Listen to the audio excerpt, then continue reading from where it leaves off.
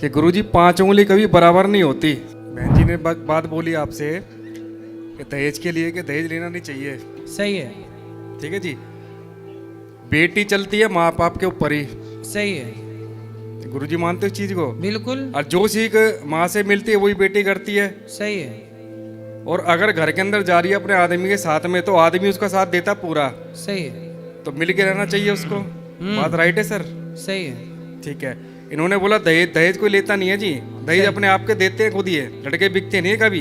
नहीं, लड़कों की तरफ से डिमांड तो होती है, ये बात सही नहीं, है। 5 उंगली कुछ- गुरुजी मैंने यही हाँ, कही, मैंने सब- 5 नहीं, उंगली सब बराबर नहीं लोग होती नहीं है। करते, पर भारत में 95% लड़कों की ओर से डिमांड होती है। गुरुजी अब कल मैं आपके पास आया था, जी, मेरी वाइफ थी, सब लेके चली गई, कहाँ अपने पास लेके चली गई, कहाँ चली गई? अपने पास ही लेके चली गई जी। सब कुछ लेके चली हाँ, गई। सब कुछ लेके चली गई।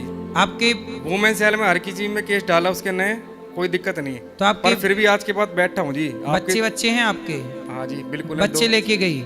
गई, वो बच्चे लेके भी गई। तो शादी के कितने साल हो गए थे आपके? सर 2007 में हुई थी महाराज जी। 7 में? हाँ जी। तो आपकी पत्नी कब गई? 2018 में गई है जी। तो क्यों चली गई?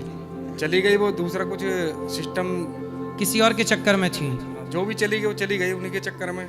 तो फिर अभी वो उनके साथ हैं जिनके साथ चक्कर था? नहीं, अब अकेली है वो, मकान अपना सारा मतलब सारा नहीं, तो का हो सारा- सकता है आपको संदेह हुआ हो। नहीं अब तो अकेली है, इसका मतलब उसका किसी के साथ चक्कर नहीं रहा होगा। गुरुजी, अब तो मैं कुछ कह नहीं सकता इस चीज को, क्योंकि छोड़े क्योंकि चक्कर रहा होता तो उसके संग होती।